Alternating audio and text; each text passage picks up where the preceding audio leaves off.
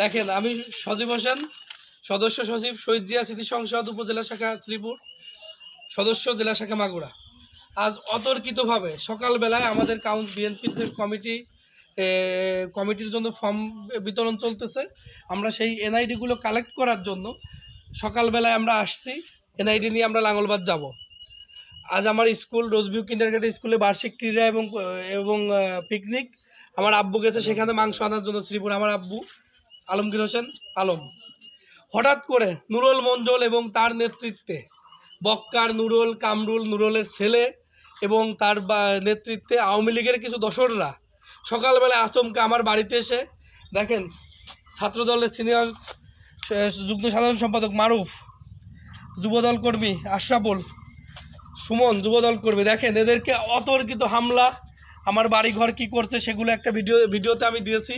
আমার বাড়িঘর ভাঙচুর করছে, আমার ভিতরের মালামাল ভাঙচুর করছে।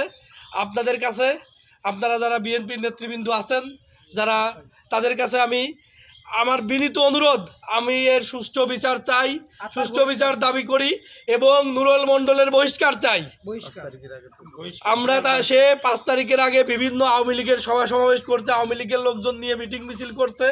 ইভেন 5 তারিখের পরেও আমাদের থ্রেট করছে যে আমার দলের একটা আওয়ামী লীগের কোনো ক্ষতি হলে গ্রাম তছনছ করে দেবো, যার প্রমাণ আছে। আমার সিনিয়র নেতৃবৃন্দ, ইউনিয়নের সভাপতি, সেক্রেটারি মহোদয়, তাদের কাছে এর প্রমাণ আছে। এর সুষ্ঠু তদন্ত এবং এর সুষ্ঠু বিচার চাই, তার অনতিবিলম্বে তার পদত্যাগ চাই, তার বহিষ্কার চাই। মারুফ বল। বিসমিল্লাহির রহমানির রহিম। আমি মারুফ, আমি 2 নং আমলশা ইউনিয়নের ছাত্র দলের জয়েন্ট সেক্রেটারি। আজ সকালে আমরা ওই আমাদের কাউন্সিল হচ্ছিল, তা ভাই বললো যায় আমার তো একটু কাজ আছে, তা আমাদের এখানে এসে এই কাগজগুলো উঠাই নিয়ে তুই চেয়ারম্যানের কাছে দিয়ে ভোটার আইডি কার্ড বাদ ছিল, তা সেইটা আমরা নেওয়ার জন্য আসছিলাম। ওরা অতর্কিতভাবে আমাদের আসে এই কাজগুলো করছে এবং ওই নুরুলের নেতৃত্বে আওয়ামী লীগের সাথে আরো একজন হসপিটালে গেছে, তারা এসে আমাদের অতর্কিতভাবে হামলা করছে।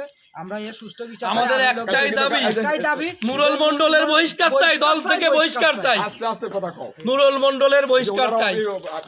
আইনের লোকেরা আসছে, দেখো যে আহত হয়েছে যে